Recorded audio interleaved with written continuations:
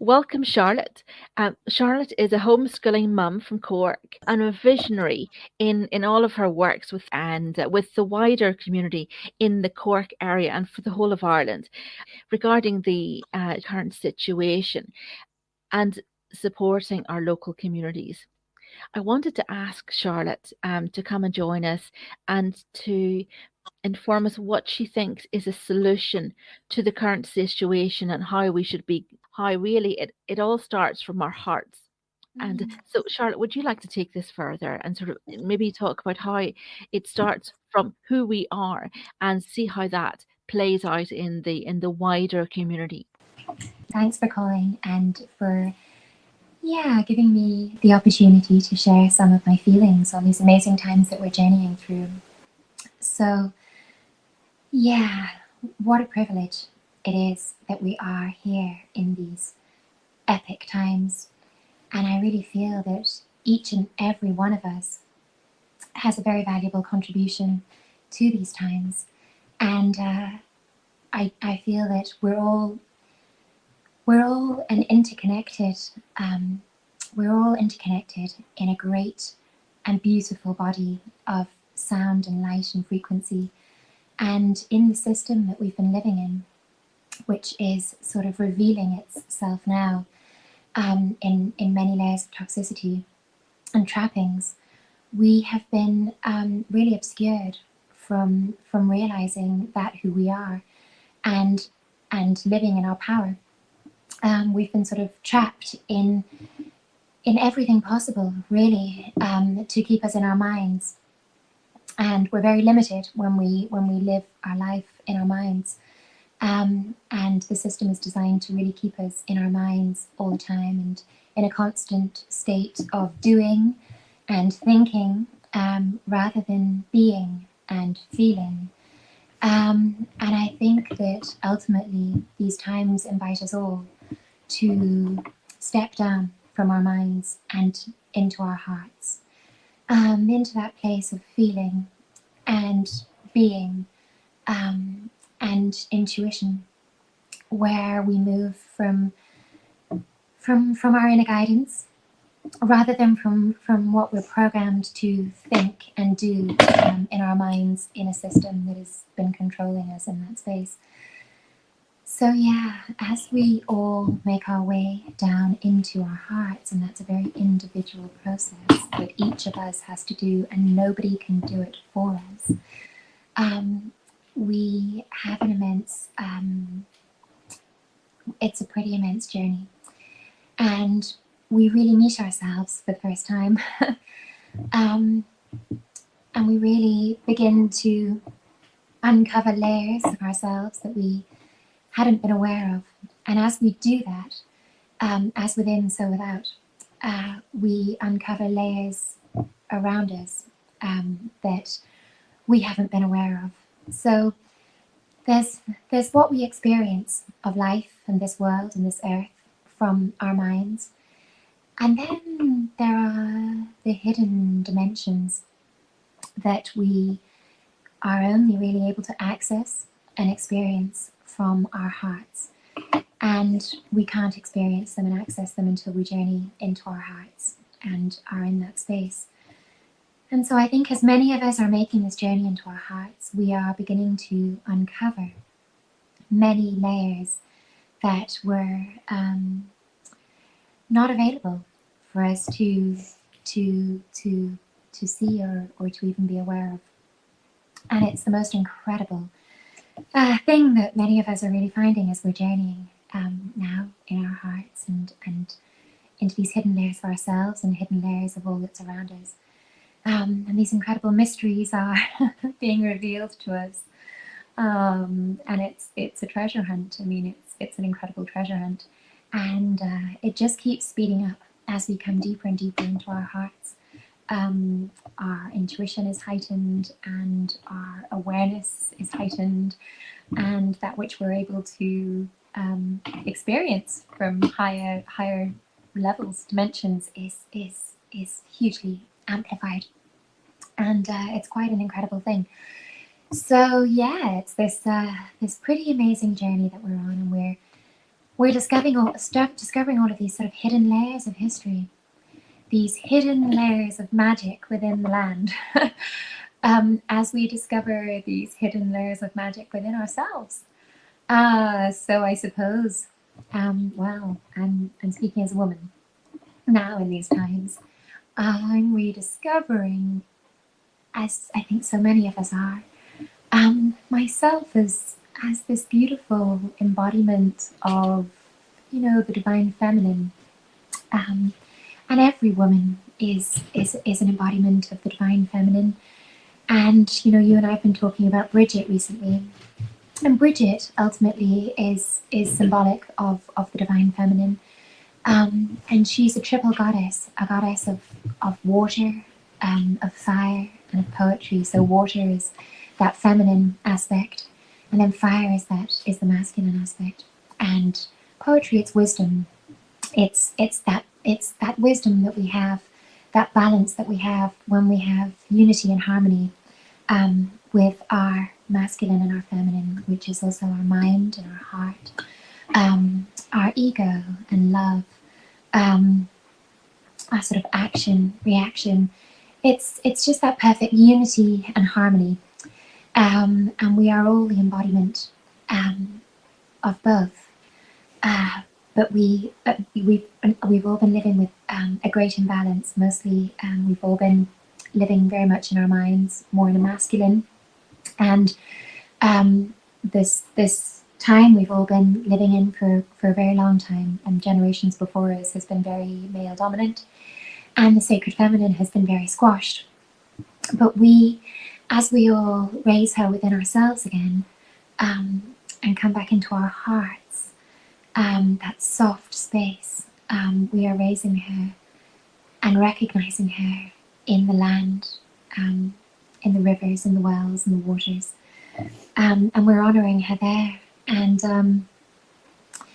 that's what really these times I feel are all about, coming back into harmony, each and every one of us within ourselves. Harmony between our minds and hearts, our masculine and our feminine, our minds, our sort of ego and love. And and just coming back into a sort of beautiful unity there, and a restoration of balance in the great symphony. So yeah, it's I think that's ultimately what all of this is about. And I suppose as part of the separation, we've all been living in a very separated way, which happens when we have that, when we don't have that balance of mind and heart, and male and female, and the beautiful divine masculine and divine feminine being honoured in balance. And what we've had is separation on every level, really. I mean, we've been living in a very unnatural way. Our beautiful communities have been very divided.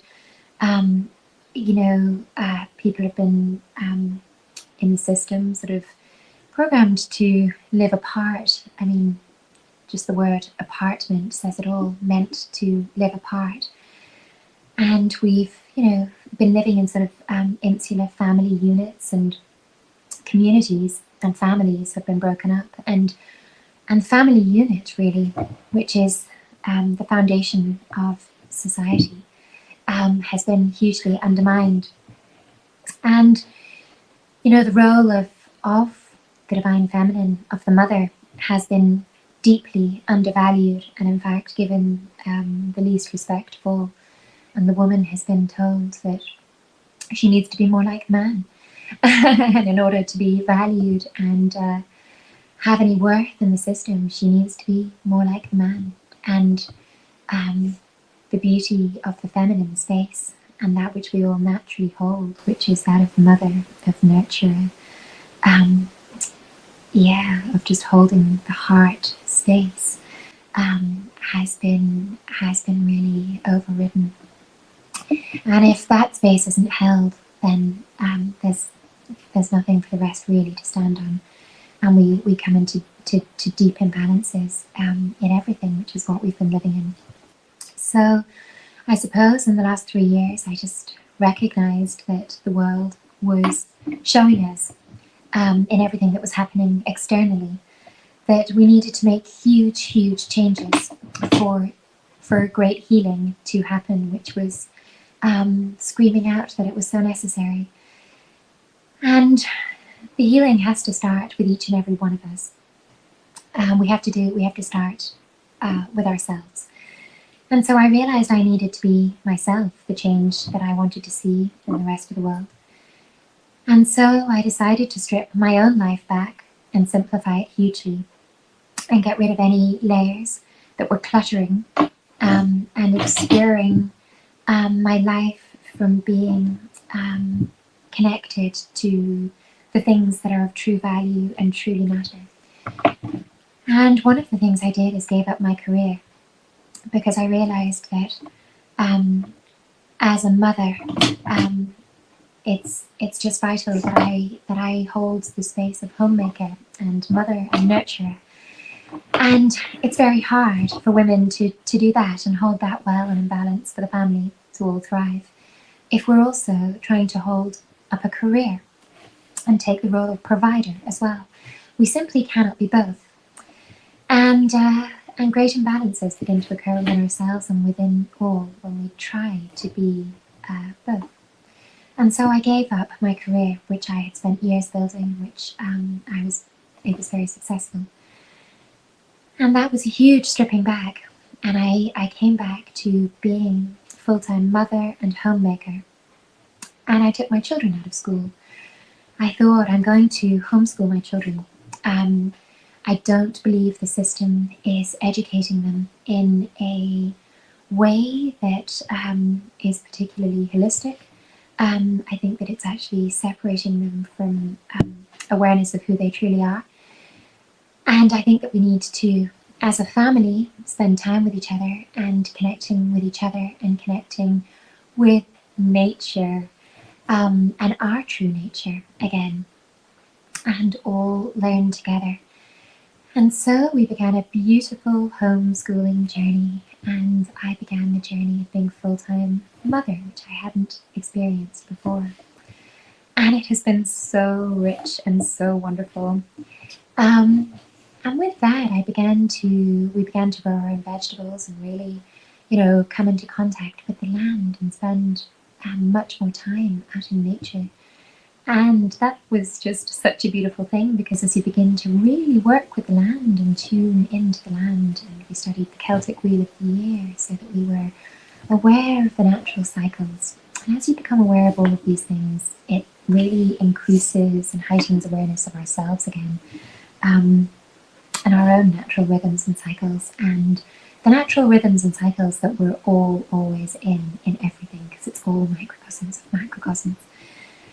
And as we begin to really just tap into nature, as I said, we tap into ourselves again. And being out in nature, it's the purest portal to inner peace and harmony and connecting with our hearts too, because it is the great temple of the great heart. It's so magnificently beautiful just to be out there, really in your heart space, not in a rush like we are all too often when we're living lives in the system, but actually just moving gently through our day and able to feel the whispers of the wind and hear the songs of the birds and feel the earth beneath our feet and the soil move through our fingers.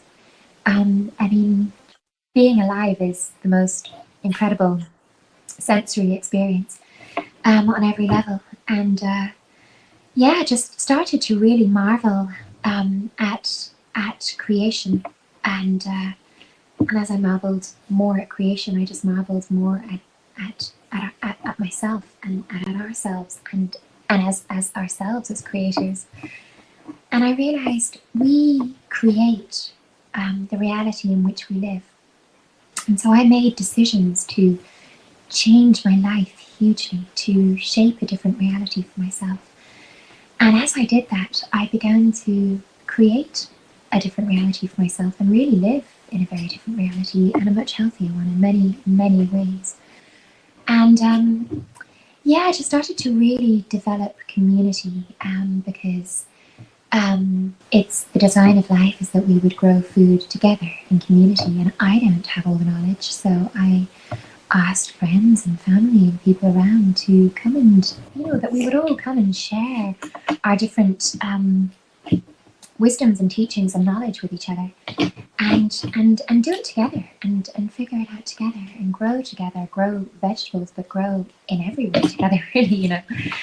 And it's just been the most beautiful thing. And we brought elders in, and the way the society is, our elders are sort of dismissed, they're cast aside.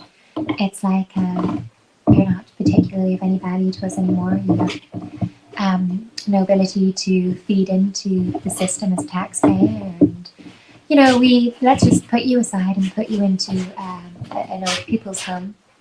And it's the most awful thing, the segregation of the generations, the separation of generations, and it's all just part of the great set of everything and imbalance of everything. So yeah, just to bring in the elders and let them come in and teach us their wisdoms. And with homeschooling, we had days where we would just bring in elders to share their life stories with the children. Their life stories of their failings too, but of course there's no such thing as a failing. I guess their learnings, the things that they tried and they tested, and maybe they didn't work out, but they brought them great wisdoms and learnings and on to the next thing. And yeah, just to share the tapestry of the journey of their life with the kids. And that was just such a beautiful thing. And it's just, yeah, it just started to all slot together. It was like, wow, gosh, here's all generations coming together again now. Community coming together. We're growing our food together. We began to homeschool our children together, and we formed a homeschool collective. And that was a beautiful thing, because we realized there, yes. Well, I was just saying that, we are all in the system, sort of these little tax slaves, and our lives are really quite enslaved in the system. We're working with all of our prime years away from our families to pay for homes that we have borrowed money from a giant Ponzi scheme, which is the banking scheme.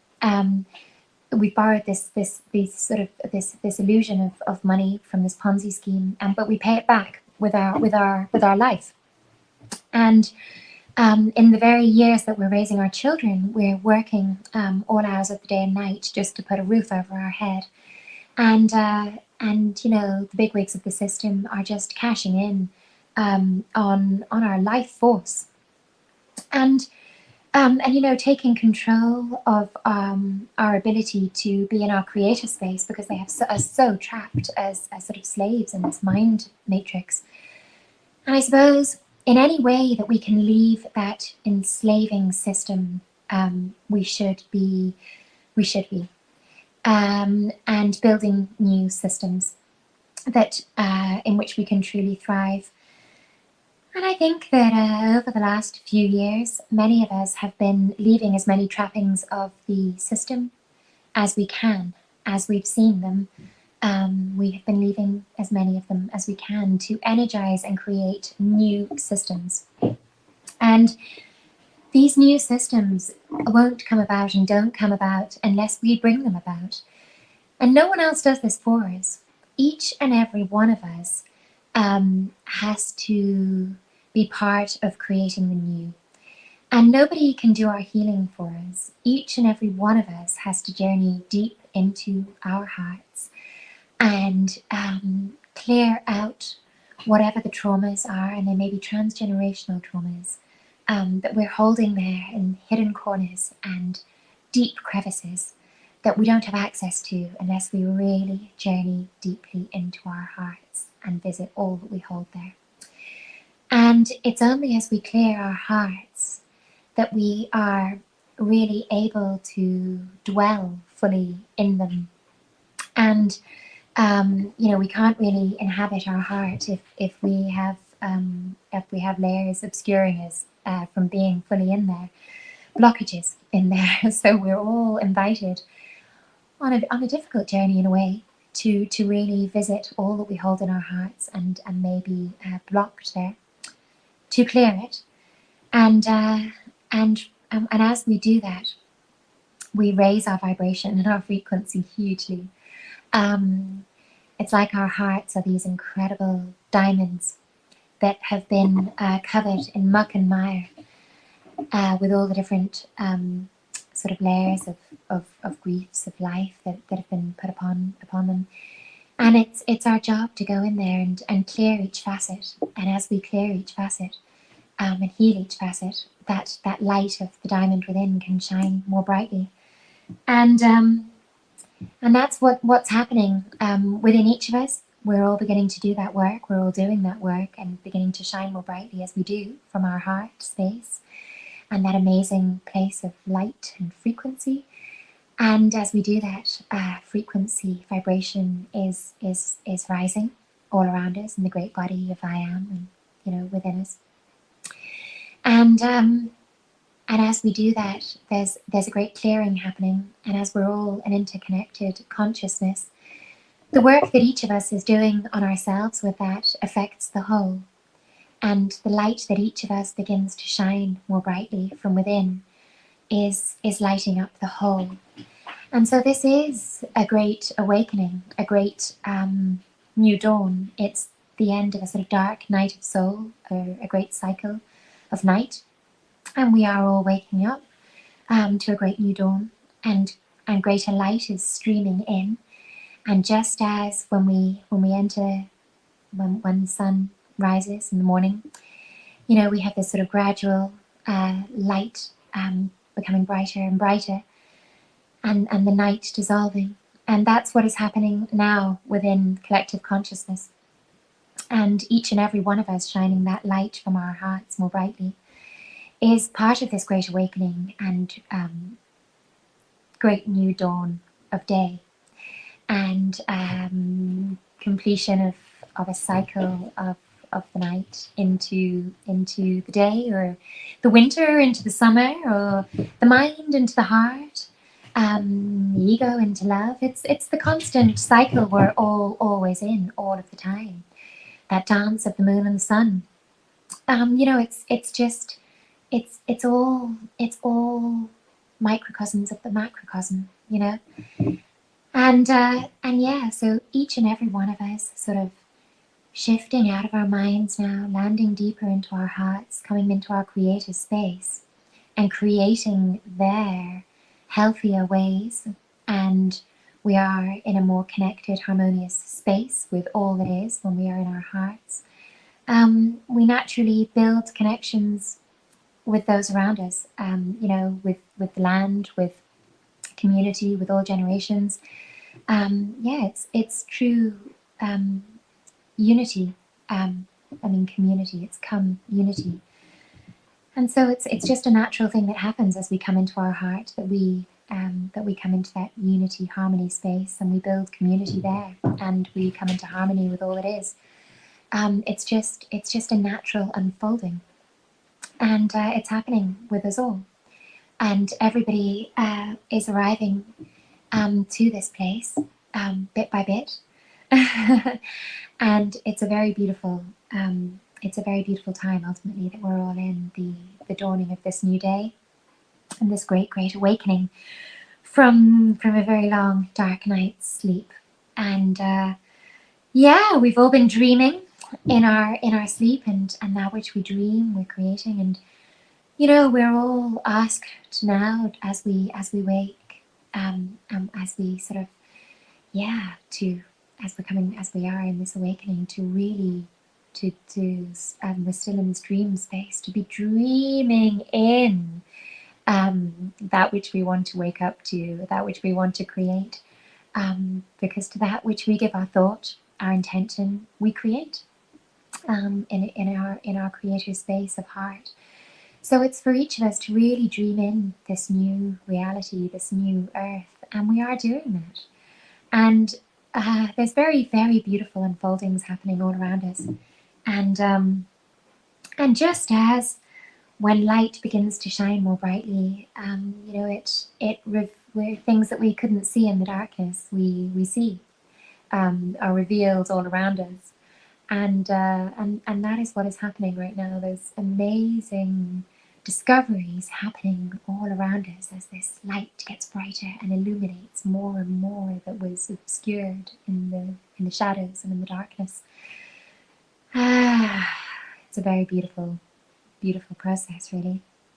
So yeah, I suppose we're all just called into our hearts, into our creator space, into our dreamer space to dream in a new reality, and we're all asked to be,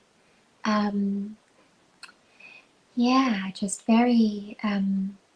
I think we need to be very gentle and tender with people. Just as people are waking up from a long sleep, you need to ease gently into the day. And I think we just need to be very gentle with people at the moment and with ourselves.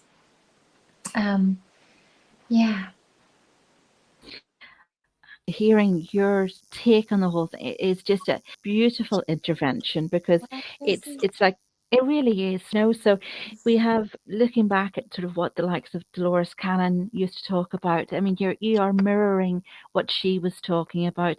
Also, was a very, very wise and wonderful soul. Thank you for those kind words. But I've been on an amazing journey myself with it all, and obviously in the last few years. And at first, like you and like so many, I was looking into the cold face of the whole thing and thinking, oh my gosh, what can I do and how can I do it? And I took to the streets with placards, and I was sort of really trying to, oh gosh, change what was happening in the world by going out there and trying to fight that which I saw felt so wrong and seemed so wrong. And I spent a sort of year with that approach until I really started to then make the huge changes in my own life. I sort of looked at what all seemed so wrong externally, and I thought, well, I'm fighting this externally without actually making the changes myself in my life. I need to make these changes myself. Change starts with each and every one of us becoming the change. Change doesn't happen unless each and every one of us becomes the change, and then we inspire everyone around us. They see us changing and making these changes, and it's like that we light up when we do this ourselves, and we shine a torch to all around us. And so what just started to naturally happen is, as I made the changes myself that I mentioned, and instead of looking at the cold face of it all and trying to fight it from quite an external sort of stance, I came to changing from within. And that has been, I can affect myself and those around me, but I cannot affect, what's happening out there in the wider world. But each and every one of us just making the effective changes within ourselves and those around us, of course, does affect what happens in the wider world. But each and every one of us just coming now into our hearts, into a place of love, non-judgment, reconnection to ourselves, and in doing that, to the divine. And as we each do that and shine our light more brightly from there, it heals the whole. So this is the solution. But the thing is that it's not easy, and it is quite painful to come and truly meet ourselves, and to meet maybe a lot of aspects of our lives, and many lives, that we've been avoiding, that we've been hiding from, that we maybe aren't even aware that we have been running from and carrying. Journeying deeply into our hearts isn't an easy thing to do, but it's only by doing that, each and every one of us doing that, that we heal and clear the whole and raise that diamond light of our heart to shine brightly and raise the great heart. And as I'm speaking as a woman, and as it is a time to rebalance the masculine and the feminine, we as women have a job here. We must raise the divine feminine within ourselves again. And in order to raise the divine feminine, we have to look at the masculine aspects of ourselves that have been out of balance. And for me, and for many, when we have been living in an imbalanced way, I mean, as I mentioned, I was trying to do it all. I was trying to be the mother and the homemaker and the nurturer, but also the career woman. And so that's my masculine and my feminine. I'm provider and protector, but I'm also nurturer and homemaker. And so it's an imbalance of the masculine and the feminine. And I needed to have very imbalanced male sort of come into my life to really show me the imbalance within myself. We will have every encounter that we need upon our path to teach us often very painful lessons we need to help us with our own healing and rebalancing and reharmonizing. Everything that we experience and everyone upon our path is a teacher and holds a gift for us. And when we experience and journey life with that understanding, it all it makes a lot more sense. And so I've just been really consciously trying to rebalance that within myself and to really honor and raise the divine feminine within myself. And I have a beautiful sacred well within our garden. We're very blessed to have a holy well in our garden. And I cleared the well out, and it was symbolic of me clearing and honoring my own divine feminine, the waters of my own womb and body. And I cleared the well out, and I sound the well, and I visit the well every day, and I sit there, and I sing to her, and I drink from her, and I honor her, and I bring the waters, the sacred waters of that beautiful well, which of course are the divine feminine waters of the sacred goddess, land of Eru, up to nurture my family for the day and nourish my family for the day. And I walk barefoot to the well, so I walk with reverence and honor for the body of the great feminine goddess, land I walk upon. And I suppose honoring land and honoring the waters again, I honor the feminine again. I honor all women again. I honor the womb again. I honor myself again as divine feminine, and my own masculine in trying to be career woman and everything else had been shutting down my own feminine. So each of us has to raise and honor the feminine within ourselves again, walk tenderly and gently upon the earth again in honor of the feminine. And we as women, we have to come together and honor each other again with tenderness. We are not in competition with each other as the system creates us into being. We naturally actually love each other, nourish each other, support each other, and inspire each other, and hold each other. And we hold our children together and our elderly together, and we hold the nurturing space, the home space, and we nurture and hold the beautiful goddess space of earth and the waters.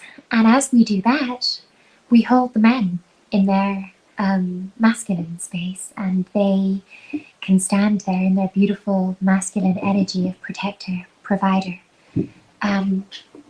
But we have to come back into laying the foundations again of the beautiful, nurturing, divine feminine. For wonderful men to stand in their divine masculine again,